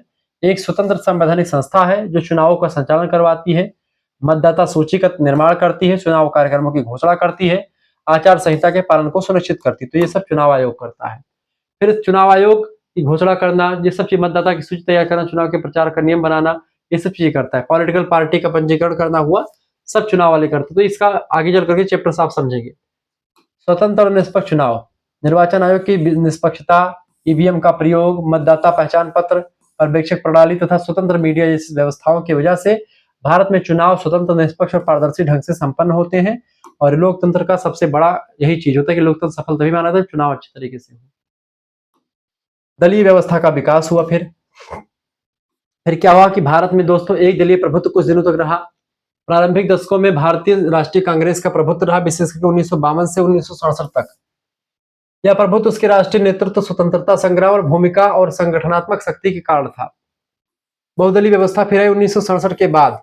क्षेत्रीय दल यानी कि जो छोटी छोटी पार्टियां थी सामने आई, कुछ विचारों को लेकर के दल बनाए गए, वो भी सामने आए। बहुदलीय प्रणाली को मजबूती मिली और राजनीतिक प्रतिस्पर्धा भी इससे बढ़ गई कांग्रेस को। फिर गठबंधन की राजनीति सामने आई 1989 के बाद। कोई भी दल पूर्ण बहुमत प्राप्त नहीं कर पाता था। इसके परिणाम स्वरूप क्या हुआ कि 2 पार्टियां, 3 पार्टियां, 4 पार्टियां मिलकर के गठबंधन की सरकार बनाती थी। ठीक है, आज भी ये चीजें जारी होती है। जैसे एनडीए की सरकार है, केवल भाजपा की सरकार नहीं, एनडीए की सरकार, उसमें कई पार्टियों ने अपने सांसदों को दिया हुआ है। पंचायती राज और स्थानीय सुशासन। देखिए फिर क्या हुआ कि 73वां और 74वां संविधान संशोधन हुआ। 1992 में पारित इन संशोधनों के द्वारा पंचायतों और नगर निकायों का संवैधानिक दर्जा मिला। इसको आप आगे के चैप्टर में पढ़ेंगे। 73वां और 74वां संविधान संशोधन को आप पढ़ेंगे। इसमें ग्राम पंचायत जो है, जैसे जनता तक पहुंच बनाने के लिए जनता और सरकार के बीच में जो है कुछ और लोगों को शामिल किया गया कि सरकार तक बातों को पहुंचे। जैसे ग्राम प्रधान, तो गांव के प्रधान जो होता है अपने गांव के सभी लोगों को जानता है और गांव के सभी मतलब कि गांव का विकास करता है। विकेंद्रीकरण, शक्ति, कार्य, वित्त और उत्तरदायित्व का विकेंद्रीकरण कर स्थानीय स्तर पर निर्णय लेने की प्रक्रिया को सशक्त बनाया। ग्राम पंचायत, नगर निकाय। ग्राम पंचायत, पंचायत समिति, जिला परिषद तथा नगर पंचायत, नगर पालिका, नगर निगम जैसे संस्थाओं के माध्यम से स्थानीय शासन को मजबूत किया गया। ठीक है, इसके बाद में फिर न्यायपालिका की भूमिका भी सामने आई। न्यायिक स्वतंत्रता। भारतीय संविधान ने न्यायपालिका को कार्यपालिका, विधायिका से स्वतंत्र बनाया ताकि यह निष्पक्ष ढंग से न्याय कर सके। क्योंकि जो विधायिका होती दोस्तों कानून को बनाती है, कार्यपालिका उसको लागू करवाती, जो जितने भी मंत्री वगैरह तो सब इसमें शामिल होते हैं। न्यायपालिका जो होती दोस्तों ये उससे जुड़े हुए विवादों का निपटारा करती है। सबको अलग किया गया ताकि कोई एक दूसरे के मामले में हस्तक्षेप ना कर पाए। न्यायिक पुनरावलोकन, यानी अगर कोई दिक्कत होती, विधायिका ने कोई गलत काम किया है, कोई सरकारी मतलब कि कोई ऐसा कानून बनाया है जो कि संविधान के दायरे में नहीं है, तो उसको लेकर के न्यायिक पुनर्विलोकन की शक्ति किसके पास? जुडिशियल रिव्यू की सर्वोच्च न्यायालय सुप्रीम कोर्ट के पास है, उच्च न्यायालय के पास है। ठीक है, संविधान के विरुद्ध बनाए गए कानूनों और कार्यों को असंवैधानिक घोषित कर सकती है। मौलिक अधिकारों की रक्षा। न्यायपालिका नागरिकों के मौलिक अधिकारों की रक्षा करती है और राज्य की शक्तियों पर संवैधानिक नियंत्रण बनाए रखती है। निष्कर्षतः हम कह सकते हैं दोस्तों कि भारतीय राजनीतिक व्यवस्था की प्रमुख उपलब्धियां ये है कि भारत एक विशाल, विविधतापूर्ण और विकासशील समाज में स्थिर लोकतांत्रिक व्यवस्था स्थापित की है। नियमित चुनाव, शांतिपूर्ण सत्ता परिवर्तन, स्वतंत्र प्रेस, सक्रिय न्यायपालिका, मजबूत संविधान इसकी बड़ी उपलब्धि है। लोकतंत्र को मजबूत बनने में इन संस्थाओं का योगदान है। संविधान सभा का योगदान रहा, चुनाव आयोग, दलीय प्रणाली, पंचायत समिति, पंचायत राज संस्थाएं, न्यायपालिका जैसी संस्थाओं ने लोकतांत्रिक मूल्यों को सुदृढ़ किया, मजबूत किया, जिससे भारत विश्व का सबसे बड़ा लोकतंत्र बन करके सामने आया। ठीक है, तो आपने इन चीजों को समझ लिया है। अब दोस्तों ये आपके कुछ इंपॉर्टेंट प्रश्न है जिसके बारे में हम चर्चा करेंगे। उसको बताने से पहले आपको बता दूं कि अगर आपको हमारे कोर्स में ज्वाइन होना है तो आप इस पीडीएफ को प्राप्त करना चाहते हैं, ऐसे ही sociology, political science, Hindi, Sanskrit, geography, किसी भी सब्जेक्ट का पीडीएफ प्राप्त करना चाहते हैं, 9984 039 139 इस नंबर पर आप व्हाट्सएप पर एसएमएस कर दीजिएगा। ठीक है, आपके लिए बहुत कम फीस में व्यवस्था कर दी गई। अपना नाम, अपनी यूनिवर्सिटी का नाम, अपने सब्जेक्ट के नेम और आपके सेमेस्टर में अपने सेमेस्टर का नाम लेकर के भेज दीजिएगा। थर्ड सेमेस्टर की फीस दोस्तों कितनी रखी गई है? मात्र और मात्र कितने रुपए? मात्र और मात्र दोस्तों 100 रुपए फीस में आपको सब कुछ मिल जाएगा। जैसे आप एसएमएस करेंगे व्हाट्सएप पर, इतना लिख करके आपके पास एक क्यूआर कोड स्कैनर भेजा जाएगा, उसी पर आपको मात्र 100 रुपए फीस जमा कर देनी है। तो थर्ड सेमेस्टर का अगर आप थर्ड सेमेस्टर में है तो 100 रुपए फीस में आपको पूरा थर्ड सेमेस्टर, नहीं जब तक आपका पेपर नहीं हो जाएगा तब तक आपको पढ़ाया जाएगा। एग्जाम पॉइंट ऑफ व्यू से आपको चीजें मिलेंगी और आपको 8 यूनिट होते तो 8 यूनिट के पीडीएफ नोट्स आपको यहाँ पर मिल जाएंगे, जिसमें सारे यूनिट के इंपॉर्टेंट नोट्स होंगे आपके। साथ ही साथ में हैंड रिटन नोट्स आपका जो होगा ये 8वें यूनिट का होगा। साथ ही साथ में पिछले कई वर्षों के मॉडल पेपर प्रैक्टिस सेट आपको मिल जाएंगे, पिछले साल के क्वेश्चन पेपर को सोल्यूशन मिल जाएगा। परीक्षा ऑब्जेक्टिव हो तो ऑब्जेक्टिव, लिखित हो तो लिखित नहीं, एमसीक्यूज और लिखित दोनों टाइप के नोट्स आपको मिलेंगे। ठीक है, व्हाट्सएप ग्रुप में आपको जोड़ा जाएगा, वहीं पर जैसे कोई लाइव क्लास होती है तो इसकी सबसे पहले लिंक आपको मिलेगी, व्हाट्सएप पर ही पता चल जाएगा कि आज इतने बजे क्लास होने वाली है। जो भी पुरानी वीडियोस की प्लेलिस्ट है वो सब आपको मिल जाएगी, यहाँ पर सब कुछ आपको मिल जाएगा। ठीक है, मात्र 100 रुपए फीस में थर्ड सेमेस्टर का। लेकिन अगर आप थर्ड एंड फोर्थ एक साथ फीस जमा करेंगे तो देखिए एक सेमेस्टर की फीस 100 रुपए है, 2 सेमेस्टर की फीस कितनी हो जाएगी? 200 रुपए हो जाएगी। लेकिन यहाँ पर 200 रुपए फीस ना रख करके केवल और केवल कितने रुपए फीस रख दी गई? 200 रुपए फीस आपकी नहीं लगेगी दोस्तों, केवल और केवल 150 रुपए। अगर आप थर्ड एंड फोर्थ का एक साथ फीस जमा करेंगे मात्र 150 रुपए फीस में आपको जोड़ दिया जाएगा। या फीस आप स्कैनर पे भेजेंगे, ये फीस आप खुद भी जमा कर सकते हैं, किसी दूसरे से भी आप फीस जमा करवा सकते हैं, ये बात आप ध्यान रखेंगे। किसी दूसरे से आपके घर में कोई चलाता है ऑनलाइन माध्यम तो उससे आप फीस जमा करवा सकते हैं, आसानी से आपको जोड़ दिया जाएगा। और 150 में आप पूरा 1 साल तक पढ़ेंगे, पूरा थर्ड सेमेस्टर और पूरा फोर्थ सेमेस्टर, एक सब्जेक्ट नहीं बल्कि दोस्तों सभी सब्जेक्ट, जैसे आपका पॉलिटिकल साइंस के साथ हिस्ट्री है, ज्योग्राफी है, हिंदी है, या फिर आपका को करिकुलर, यहाँ तक कि आपका को करिकुलर में चाहे फिजिकल एजुकेशन योगा हो, चाहे ह्यूमन वैल्यूज एनवायरमेंटल स्टडीज हो, या कोई भी अदर सब्जेक्ट हो, सभी की तैयारी आपको हो जाएगी। और को करिकुलर की परीक्षाएं ऑब्जेक्टिव होती हैं, और उसकी तैयारी के लिए हमारा एक दूसरा चैनल है को करिकुलर मास्टर नाम से, यूट्यूब पर ये को करिकुलर मास्टर चैनल, उसको आप सब्सक्राइब कर लीजिएगा। वहां पर को करिकुलर के बहुत सारे प्रैक्टिस सेट पिछले 4-5 सालों के आपको विभिन्न विश्वविद्यालय के सॉल्यूशन सब कुछ मिल जाएंगे। तो देर मत कीजिए, तुरंत एसएमएस कीजिए। आपको बता दूं क्यों जरूरी है ये नोट्स प्राप्त करना, क्योंकि आप एग्जाम टाइम में जो है सीरीज खरीदते हैं मार्केट से। क्या खरीदते हैं? सीरीज खरीदते हैं। या फिर आप बुक के लिए सोचते गुरुजी बुक बता दीजिए, तो बुक या सीरीज आपको लेने की कोई जरूरत नहीं पड़ेगी। जब आप हमसे जुड़ते हैं दोस्तों, तो बुक और सीरीज सभी का कंटेंट मिला करके, कोई कंटेंट आपका बुक या सीरीज में बहुत ज्यादा कंटेंट भी हो जाता है और उसको आप पढ़ भी नहीं पाते हैं, और आपकी तैयारी बेटर नहीं हो पाती, क्योंकि पेपर्स आए परीक्षा में कि नहीं आए। लेकिन हमसे जुड़ते तो आपको ऐसे ऐसे मॉडल पेपर, ऐसे प्रैक्टिस सेट आपको मिलते हैं, मैराथन क्लास, सब कुछ आपको मिलता है एक जगह पर। तो बुक आप सीरीज आप खरीदते हैं, तो एक सीरीज का दाम 60 रुपए है। 5 सीरीज आप कम से कम लेनी पड़ती है एक सेमेस्टर में, तो 300 रुपए दाम आपका यहाँ पर खर्च होता है। वो 300 रुपए एक सेमेस्टर में आपको बचाऊंगा, केवल 100 रुपए खर्च करेंगे आप, तो ठीक है 200 रुपए आपके यहाँ पर बच रहे हैं। अगर आप 600 रुपए 2 सेमेस्टर का फीस मतलब की खर्च करेंगे सीरीज लेकर के, वो 600 रुपए बचेंगे, केवल 150 रुपए अगर आप फीस जमा करते हैं, 150 रुपए फीस में आपको थर्ड सेमेस्टर पूरा 4th सेमेस्टर मिलेगा।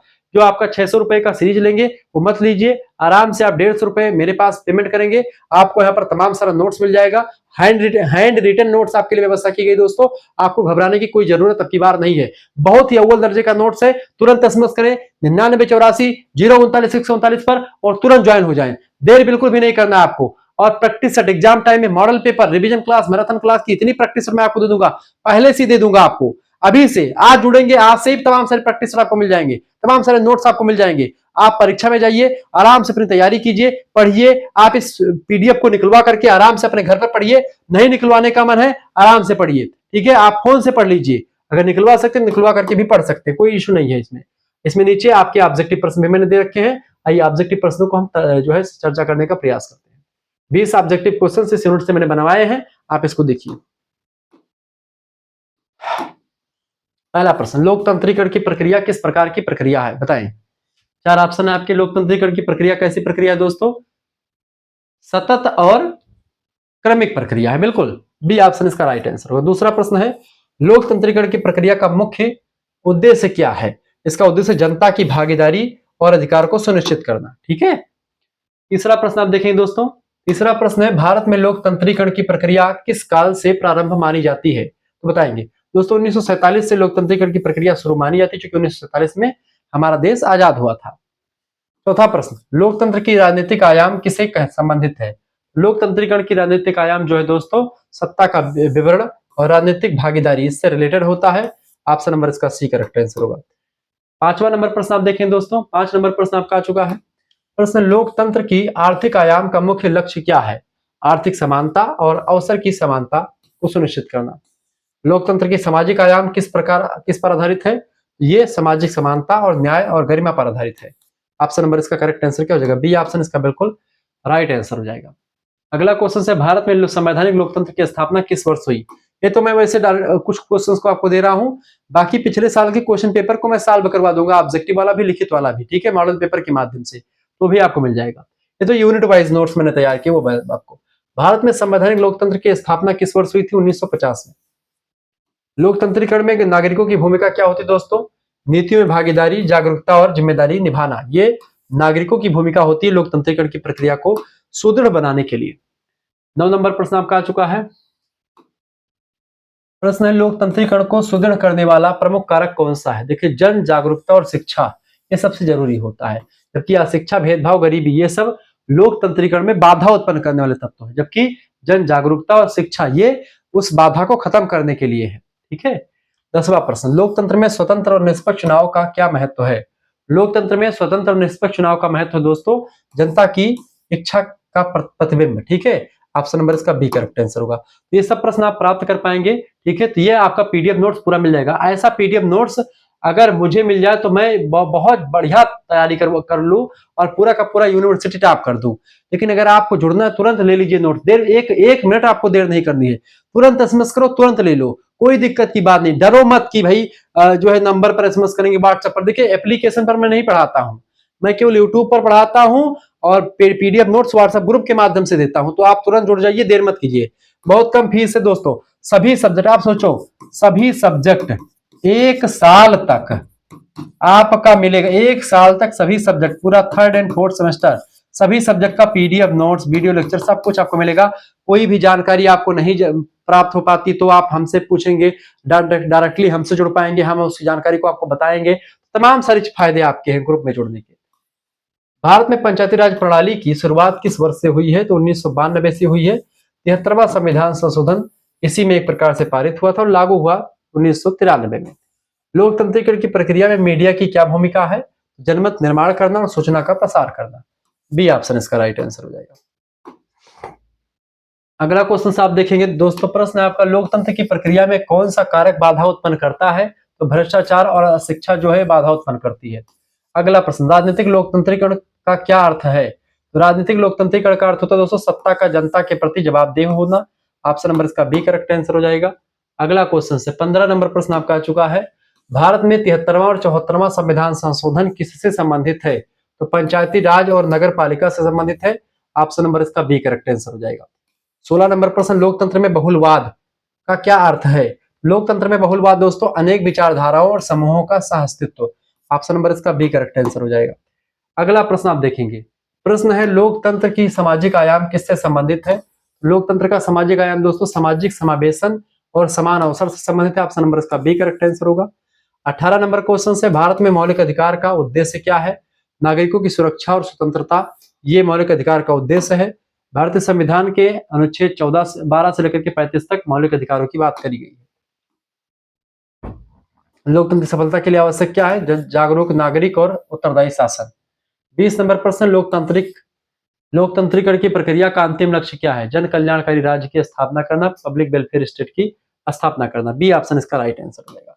इस तरीके से दोस्तों आपने समझ लिया है मोस्ट इंपोर्टेंट प्रश्नों को और इस तरीके से आपने पूरा विस्तार से देख लिया है। मिलते हैं फिर नेक्स्ट वीडियो में, तब तक के लिए जय हिंद जय भारत। आप सभी का बहुत बहुत धन्यवाद।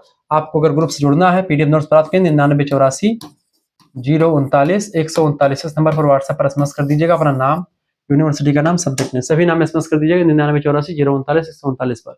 आपके लिए कोर्स की व्यवस्था कर दी गई है। मात्र और मात्र 150 रुपए फीस में पूरा 1 साल, यानी 3rd सेमेस्टर पूरा और पूरा 4th सेमेस्टर सभी सब्जेक्ट का नोट्स मिलेगा मात्र 150 रुपए में। केवल 100 रुपए फीस में 3rd सेमेस्टर के सभी सब्जेक्ट का नोट्स आपको मिलेगा 6 महीने, यानी कि जब तक आपका पेपर नहीं हो जाएगा तब तक आपको पढ़ाया जाएगा। धन्यवाद। मिलते हैं फिर नेक्स्ट वीडियो, तब तक के लिए जय हिंद जय भारत। आप सभी का बहुत बहुत धन्यवाद। आप हमारा दूसरा चैनल है बीए करिकुलर, उसको सब्सक्राइब कर लीजिएगा और को करिकुलर मास्टर चैनल को भी सब्सक्राइब कर लीजिएगा। बहुत बहुत धन्यवाद।